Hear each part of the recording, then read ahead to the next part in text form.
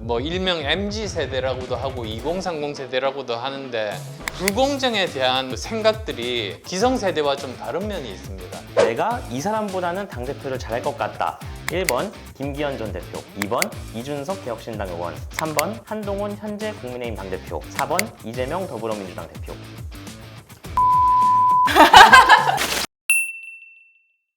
안녕하세요. 내 삶을 바꾸는 정치 뉴스 머니투데이 더300이 만드는 고품격 정치 시사 콘텐츠 터치다운 시간입니다. 오늘은 저희가 최근에 가장 뜨거운 현안이죠. 의료 대란에 대해서 자세히 풀어주실 스페셜 게스트 안철수 국민의힘 의원 모시고 이야기 나눠보는 시간을 가지려고 합니다. 오늘은 저희 터치다운 팀에 새롭게 합류한 여당팀의 막내 슈퍼 루키 박상곤 머니투데이 기자 함께 진행합니다. 네, 안녕하세요. 머니투데이 박상곤입니다. 네, 안녕하세요 의원님. 네, 반갑습니다. 안녕하십니까? 의원님 정말 반갑습니다. 이렇게 저희 유튜브 통해서 뵈니까 되게 새로운데요. 저희 시청자분들께 인사 한마디만 해주시면 감사하겠습니다. 안녕하세요. 새로운 안철수입니다. 오늘 이렇게 사랑방에서 친구들끼리 서로 정담을 나누는 그런 따뜻한 모임이 되었으면 좋겠습니다. 네, 제가 지난 총선을 앞두고 기억하실지 모르겠는데 분당갑 선거구 네, 이용하시는 그랬죠. 거 동행 취재 열심히 갔었던 게 엊그제 같은데 굉장히 열정적으로 막 일정과 일정 사이를 막 뛰어다니시면서 하셔가지고 굉장히 그때 제가 감동적이었거든요. 좀 혈투 끝에 22대 국회에 이제 입성을 하셨는데 한 4달이 지났어요. 좀 어떻게 그간 지내셨는지. 예, 뭐 물론 저를 뽑아주신 주민분들을 위해서 우선은 지역 현안들을 열심히 챙기고 있습니다.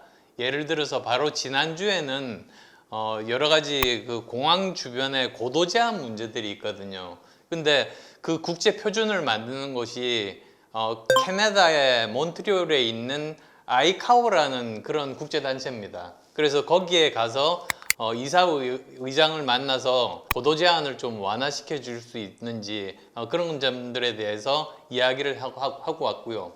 그 다음에 또 저는 또 국회의원이니까 국내 관련된 국가적인 일을 해야 되지 않습니까? 그 중에서도 저는 특히 인공지능을 포함한 이런 과학기술이 우리의 미래 먹거리니까 그 부분에 대해서 1호 법안을 발의하는 등 그쪽 부분은 일을 하고, 그 다음에 또 의사 출신이다 보니까 의료 대란 문제, 그 다음에 또 제가 나름대로 또 전문성을 많이 가지고 있는 그 연금에 대한 그런 그 개혁 문제, 이런 문제들을 열심히 하고 있는 중입니다. 의원님, 저희 본격적인 현안 질문으로 좀 넘어가 보겠습니다. 지금 어떻게 보면은 최대 이슈죠. 의정 갈등이 해결될 기미를 좀 보이지 않고 있지 않습니까?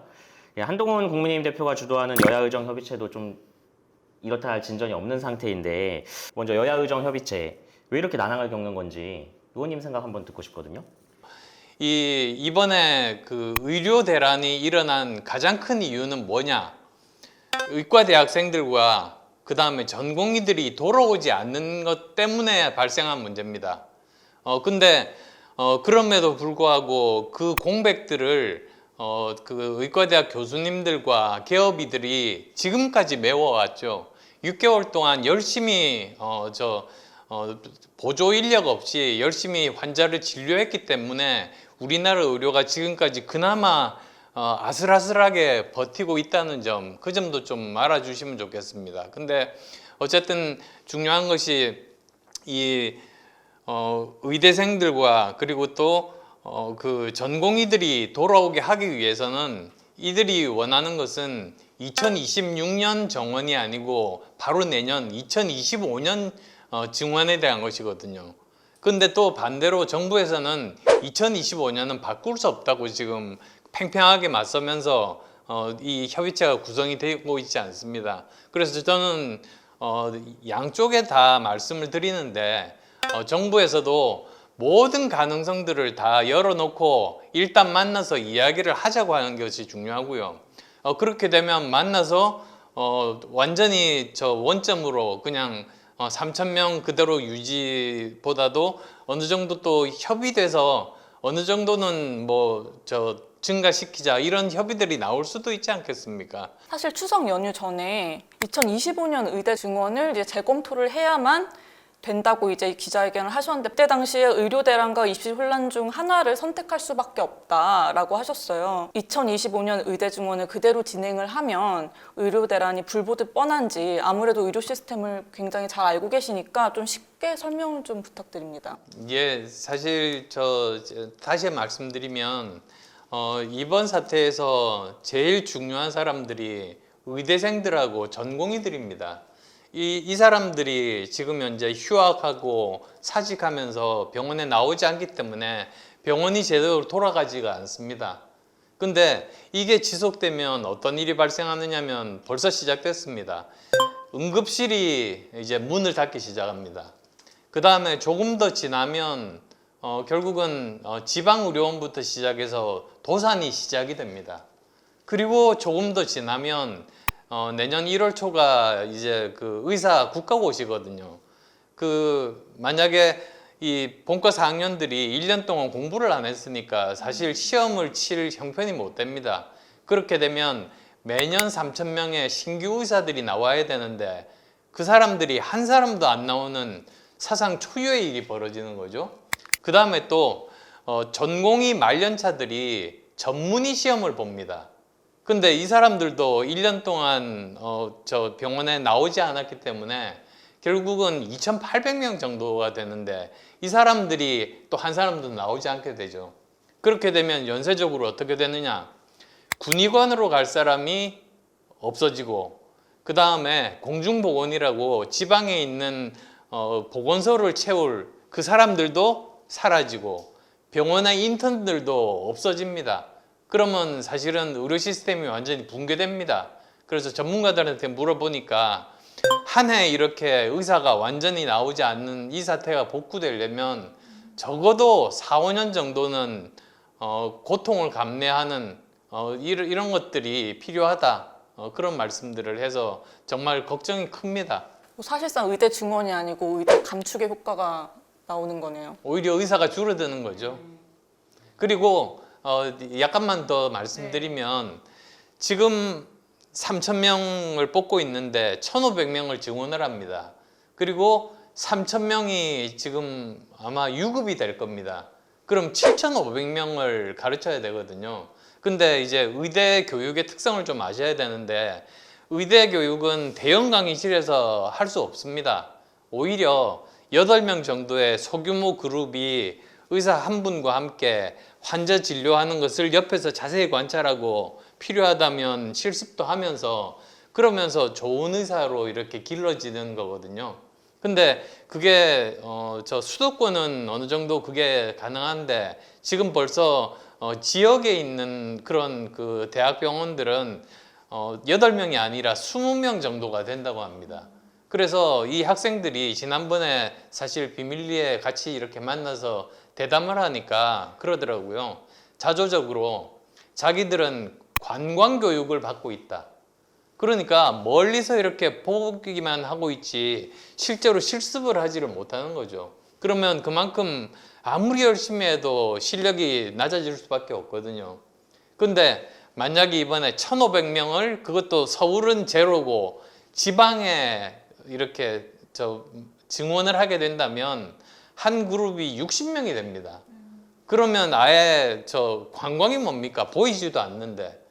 그러면 이 사람들이 과연 6년 뒤에 의사고시에 합격을 할 수 있는가? 저는 그거 굉장히 비관적으로 생각하거든요. 그래서 정말 극단적인 예로 3,000명 정원인데 1,500명을 증원을 해서 의사 숫자를 늘리려고 했어요. 근데 실제로 의사고시를 하는데 그 실력이 없는 의사를 통과시킬 수는 없지 않습니까? 국민 생명인데요. 그래서 만약에 1,500명이 떨어진다고 하면 그러면 왜 우리가 이 여러 가지 사회적인 혼란을 거듭하면서 1,500명을 더 뽑았는지 의사 숫자는 늘지 않고 그냥 똑같은데 이런 상황에 봉착할 수 있다. 그런 말씀 드리겠습니다. 의원님께서 지금 응급의료 말씀을 주셨잖아요. 그 추석 전에 응급의료 공백 관련해서 기자회견을 좀 가지셨습니다. 당시 말씀하신 거를 보면요. 연휴 기간 서해안에 짙은 안개가 껴서 10중 추돌 사고가 나면 충청도 쪽 응급실이 다 문을 닫는다. 그래서 갈 곳이 없다. 이렇게 좀 우려를 하셨는데 예. 결과적으로 정부는 연휴 기간에 의료 시스템이 큰 문제 없이 관리됐다. 이렇게 평가를 했거든요. 이 부분에 대해서는 의원님께서는 동의를 하시나요? 그러니까 제가 예를 들어서 말씀드린 그런 일이 불행한 사고가 안 생겨서 정말 다행으로 생각합니다. 근데 문제는 뭐냐면 정부에서도 이번 추석만 넘기면 그 다음부터는 아주 편안하게 그냥 갈 거라고 생각한다면 그건 정말로 오산입니다. 오히려 지금 갈수록 이런 여러 가지 의료 수준들이 떨어지고 있는 추세에 있거든요. 그래서 사실은 응급실만 문제가 아니고요. 응급실이 제대로 안 된다는 말은 그 바로 뒤에 있는 중환자실에 의사들이 부족해서 그게 안 된다는 말이고요. 그게 거의 병원 전반적으로 지금 운영이 잘 안 되고 있습니다. 그래서 이게 갈수록 더 심각한 상황으로 내몰릴 거다. 그리고 또 지금 현재로서는 의과대학생들과 그리고 또 전공의들이 안 나와서 문제지만 6개월, 7개월 정도 당직을 선 5, 60대 그 나이 드신 의대 교수님들이 결국은 완전히 지쳐가지고 지금 사표를 내기 시작하고 있습니다.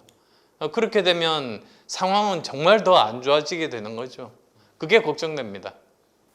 네. 계속 지적을 해오셨듯이 정부가 애초에 이제 증원 규모를 정할 때 조금 더 과학적이고 합리적으로 했으면 좋았겠지만 사실 의사 증원이라는 방향 자체는 맞다는 여론도 많거든요. 지난 정부에서도 했었어야 하는 일인데 차마 손을 못 댄 부분을 이제 윤석열 정부가 어떻게 보면 손을 댄 것인데 어떻게 보면 이제 지지율 하락과 총선 참패까지 이제 감수를 하고 정권의 사활을 걸고 뭐 여기까지 왔잖아요. 사실상 이제 7부 능선을 이상을 넘었는데 이거를 사실 물리긴 어렵다. 이것이 이 정부의 어떻게 보면 사활을 건 거기 때문에 또 이제 여권에 계시기 때문에 이러한 고민도 잘 아실 거라고 생각을 해요. 그럼에도 불구하고 이걸 좀 원점으로 돌려야 된다고 보시나요? 그러니까 지금 뭐 정부에서 7부 능선을 넘었다고 하는 게 의료개혁이 성공한 게 7부 능선을 넘은 게 아니고요. 완전히 의료 대란이 7부 능선을 넘고 있습니다. 이러다가는 완전히 더 나쁜 상황으로 갈까봐 저는 굉장히 두렵거든요. 그래서 정말 이 문제를 제대로 풀기 위해서는 사실은 지금 보면은 의사분들도 지금 현재 어렵지만 환자들을 계속 진료하면서 지금까지 맞고 버텨오고 있고요. 그리고 또 이 후배에 해당하는 의과대학생들하고 그 다음에 전공의들 계속 설득하고 있습니다. 근데 이제 보면 뭐 일명 MZ 세대라고도 하고 2030 세대라고도 하는데 이분들의 생각이 기성세대하고 좀 다르다는 점을 정부에서 간과한 것 같습니다. 그러니까 지금 보면 예전에 우리 그런 적이 있었지 않습니까? 남북 연합팀을 만들 때 동계올림픽 때인가요? 아이스하키 팀 할 때 그때 아니 이렇게 불공정한 게 어딨냐? 우리 팀을 놨는데 북한 쪽에서 절반을 그냥 한다는 거 이거는 굉장히 불공정하다. 그걸 기성세대들은 잘 몰랐었거든요. 그런 것처럼 지금도 마찬가지입니다. 지금도 제가 사실 저도 부끄럽지만 이 학생들하고 이야기를 하면서 알게 된 것이 이 불공정에 대한 그 생각들이 기성세대와 좀 다른 면이 있습니다. 그러니까 이 학생들이 그렇게 어렵게 힘들게 경쟁해서 그걸 이제 극복하고 이제 의과대학생들이 됐는데 바로 그 다음 해부터 이게 확 풀리는 거죠. 그러니까 입학하는 그 기준 자체를 이렇게 바꾸는 게 과연 기존에 있던 학생들 입장에서는 공정하지 않다고 생각하는 겁니다. 그런 것들이 굉장히 크고 그걸 기성세대들이 잘 못 봤다. 저는 그렇게 생각을 하고요. 그다음 또 두 번째로 또 말씀드리고 싶은 점은 이 원래 정치에서 개혁을 하려면 개혁은 굉장히 힘들거든요. 근데 개혁하려면 순서가 있습니다. 첫 번째가 뭐냐면 우군을 먼저 확보하는 게 제일 첫 번째 하는 겁니다. 그러니까 무슨 뜻이냐면 가령 우리나라 의료에 문제가 있다. 모든 사람들이 알죠.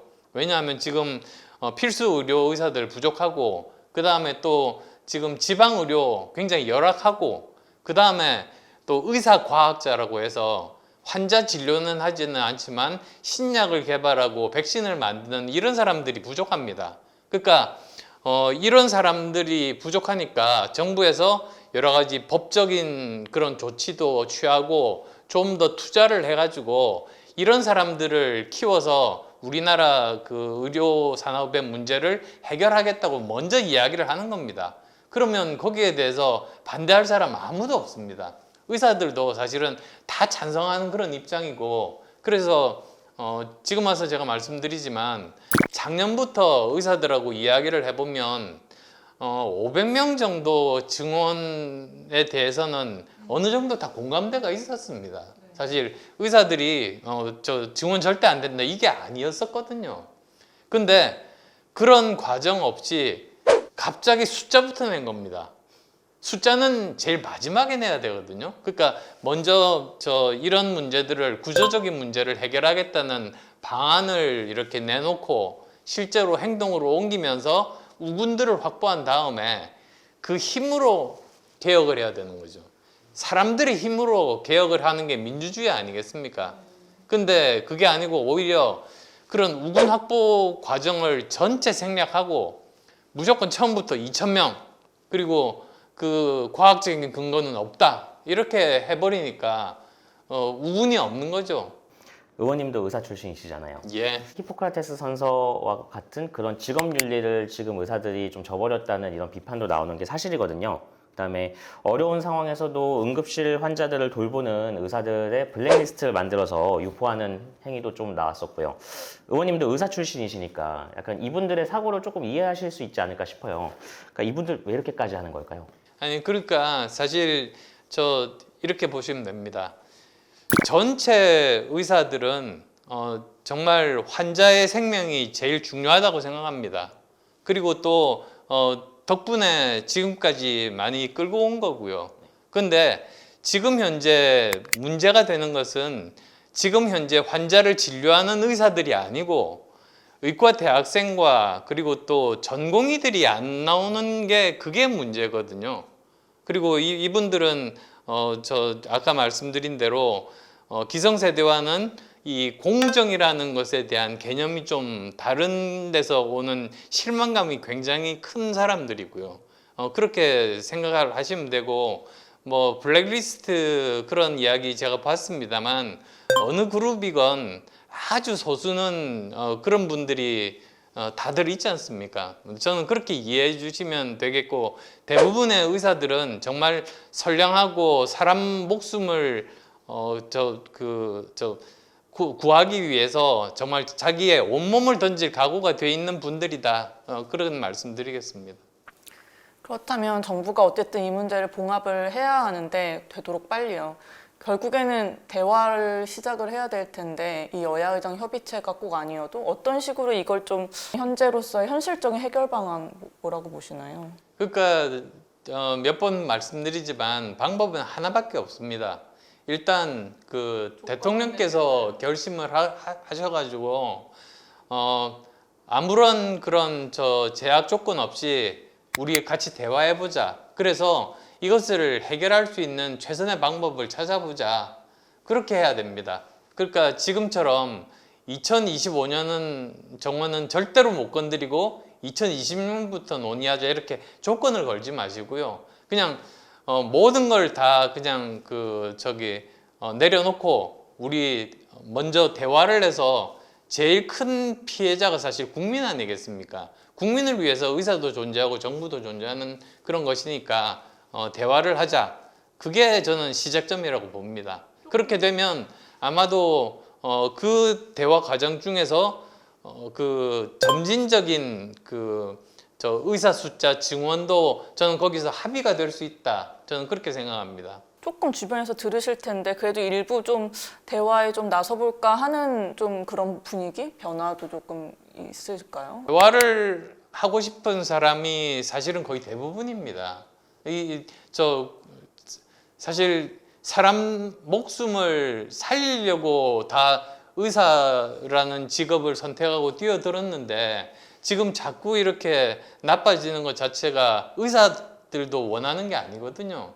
그러니까 이걸 어떻게든 해결을 해야 되는데 학생들하고 전공의가 돌아오게 하는 게 중요하거든요. 근데 이 두 그룹이 돌아오게 하기 위해서는 결국은 정부에서 아무런 조건 없이 우선 같이 대화를 해보자. 저는 그렇게 해야지만이 이 문제가 풀릴 수 있다. 그렇게 보고 있습니다.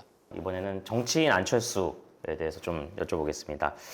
지금 22대 국회 들어와서 여야가 극한 정쟁 속에 정치가 좀 실종되어 있는 상태인데요. 22대 국회 좀 의원님은 어떻게 평가하시나요? 사실 저도 지금 22대 국회의원의 한 사람으로서 국민들께 면목이 없습니다. 지금 현재 저 보면 아시겠습니다만 계속 그 특검 이렇게 올라오고 그 다음에 통과된 다음에 용산에서 다시 또 제의 요구가 오고 그게 또 부결되고 그 반복 아닙니까? 그러면서 오히려 민생에 대해서는 아예 지금 논의가 되고 있지 않은, 그러면서도 사실 지금 현재 민생이 굉장히 어렵거든요.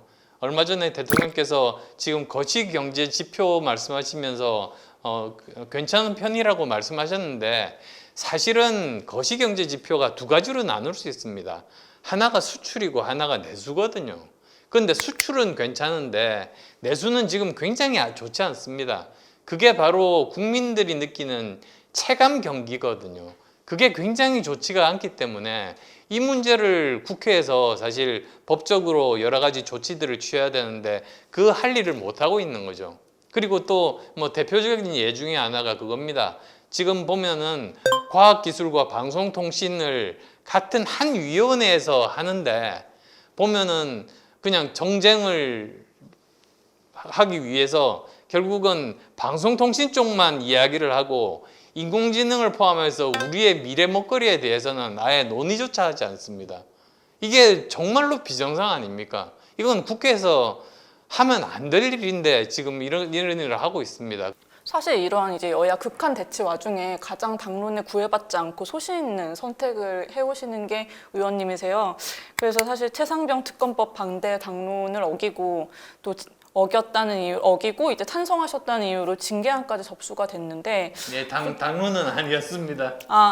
네, 당론은 아니었나요? 네. 처음엔 당론이었던 것 예, 같아요. 근데 제가 그때 반대했을 때 당론은 아니었습니다. 네네. 그 집권 여당에서 이런 소신 있는 선택을 하는 게 사실은 굉장히 쉽지 않고 어려운 외로운 길인 것 같은데. 그거는 국회의원들은 한 사람 한 사람이 입법기관입니다. 그래서 저 헌법에도 나와 있고 국회법도 나와 있지만 거기에 분명히 그렇게 쓰여 있습니다. 국회의원은 소속 정당의 그 의견에 구애받지 않고 자기 양심에 따라서 투표를 임한다. 그게 거기 법 조항에 나와 있습니다. 그리고 또 저도 생각을 할 때 국가에서 제일 중요한 게 국민의 생명과 안전을 지키는 일 아니겠습니까?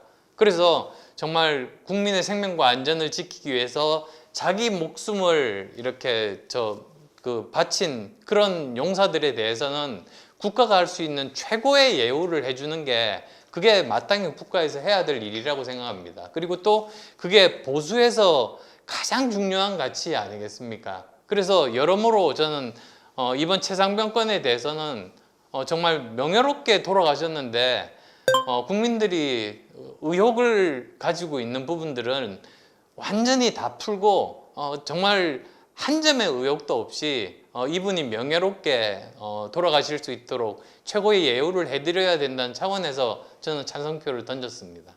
좀 외롭지 않으세요?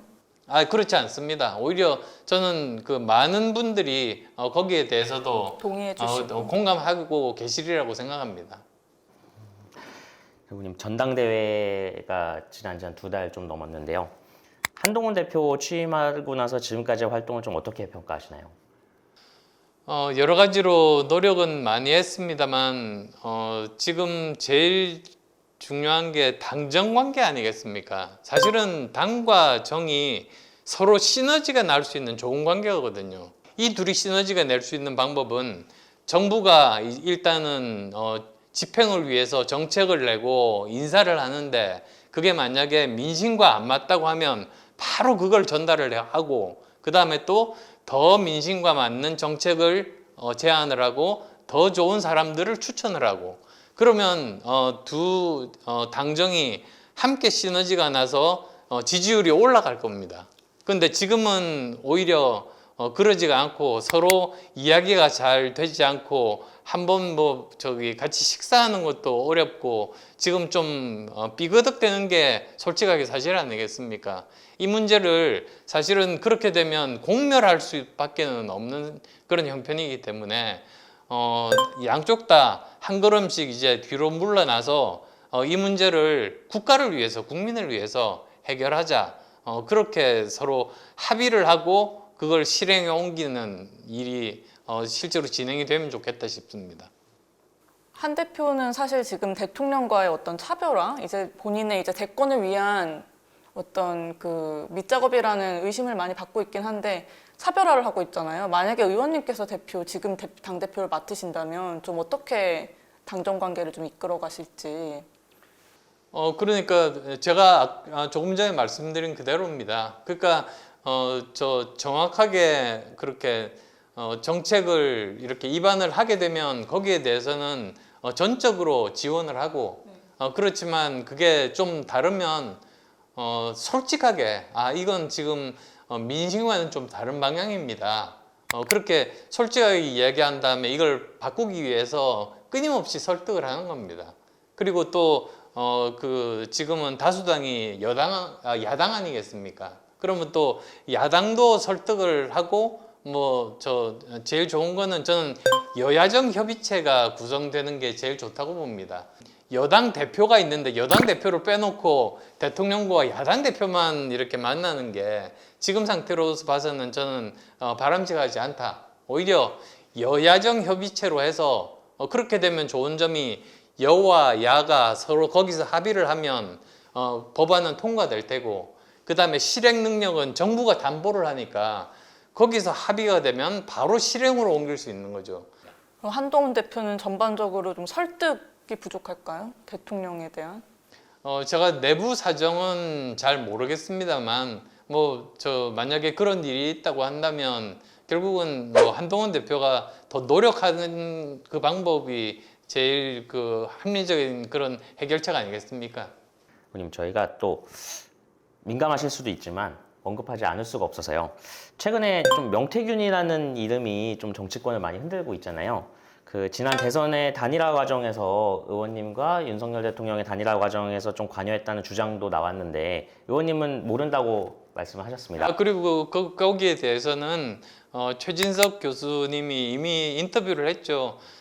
두 분이 만났던 건 같은데 저는 안 만났습니다. 그래서 최진석 교수님이 아마 안철수 의원은 전혀 그 존재를 모를 거다라고 이미 말씀하셨습니다. 최진석 교수와 만난 것까지가 진실이다. 최진석 교수님 말에 따르면 그런 거죠. 이분 좀 영향력 지금 좀 미치는 파장이 좀 계속 여진이 있는데 여권에 계속 좀 사실 안 좋은 얘기잖아요. 지금 굉장히 지지율도 낮고 이런 상황에서 어떻게 보면은 그런 분의 어떤 영향력이 계속 미치고 있었다는 건데 좀 어떻게 보세요? 여러 가지 지금 현재 여론조사라든지 아니면 공천 개입이라든지 이런 문제들이 지금 있는 것 같은데요. 그런 것들은 아마 이번 국정감사 때 증인 채택이 됐으니까 나오면 거기에 대해서 여러 가지 치열하게 공방이 오고 가지 않을까 생각을 하고요.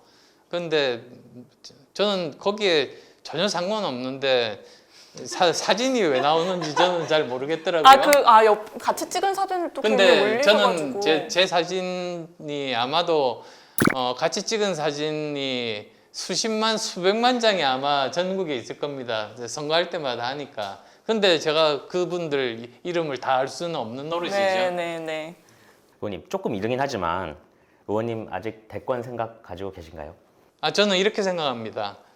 대권이라는 건 자기가 그 하고 싶다고 될 수 있는 게 아닌 것 같아요. 오히려 제가 이렇게 예를 들게요. 어떤 한 국민이 지금 경제를 살릴 수 있는 사람이 필요하다고 생각합니다. 근데 그 생각이 모여서 전 국민이 그런 생각을 하게 되면 그건 시대 정신이 되는 거죠.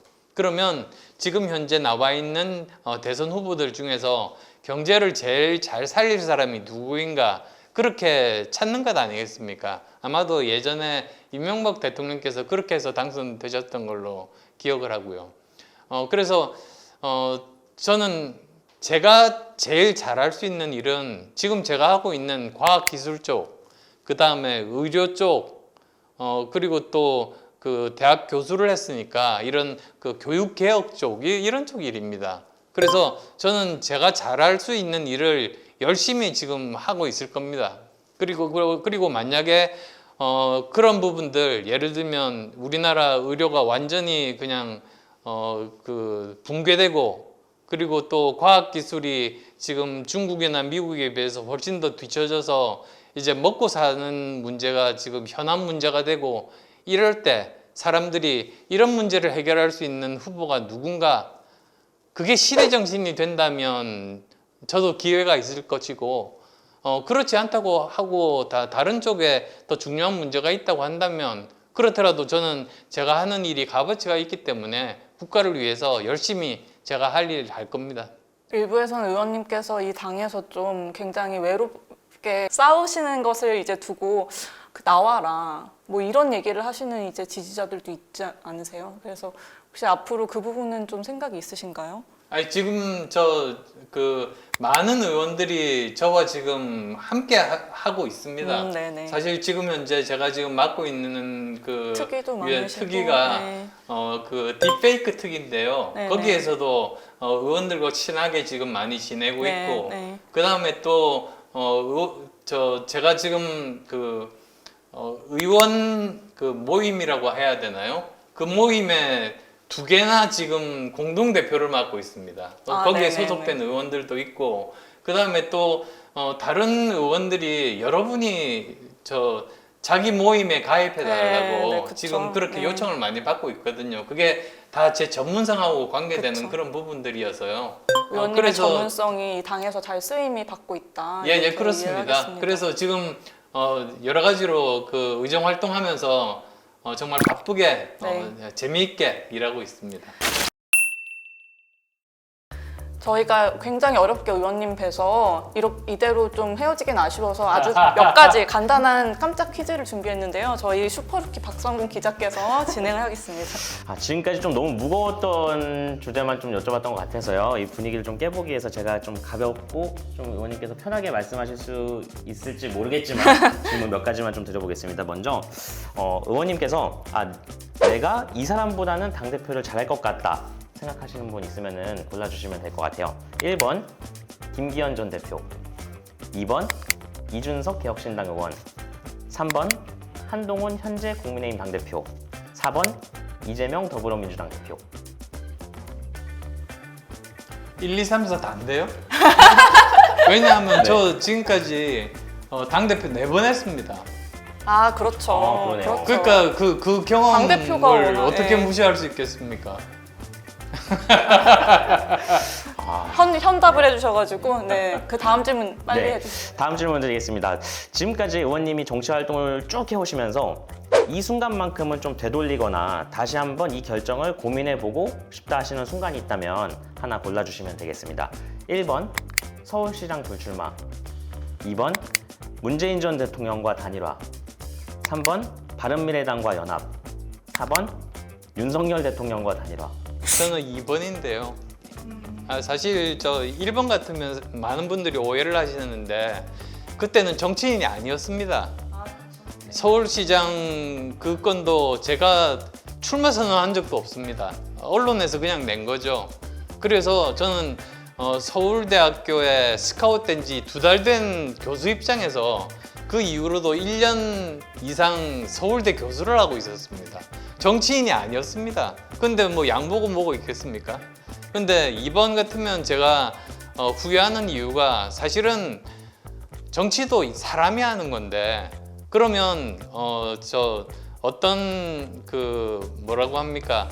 도움을 줬으면 고맙다는 이야기를 하는 게 인지상정 아닙니까? 근데 오히려 안 도와줘서 줬다. 그런 식으로 이야기를 하는 거는 그거는 사람의 도리가 아닌 거죠. 윤 대통령과의 단일화는 전혀 후회하지 않으시는 거죠? 그거는 이렇게 생각합니다. 그 권한의 크기와 책임의 크기가 같습니다. 그래서 처음에 이제 공동정부를 하기로 했죠. 모든 국민들이 다 알고 계시는 내용입니다. 그래서 저는 그러면 최소한 제가 전문성을 가지고 있는 의료나 그리고 과학이나 교육 쪽에 저 나름대로 어떤 뭐 적절한 사람들을 제가 많이 아니까요. 그 사람들을 추천하고 정책적인 부분들 성공할 수 있게 하겠다 이런 생각을 하고 공동정부를 약속을 했었는데요.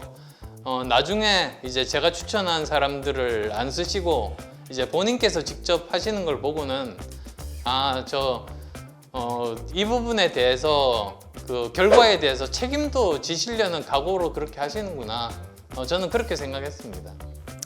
네, 알겠습니다. 의정 갈등이 하루빨리 해결의 실마리를 찾기를 바라면서 저희는 오늘 여기까지 하겠습니다. 시청해주셔서 감사합니다. 의원님 감사드립니다. 감사합니다. 감사합니다. 수고하셨습니다.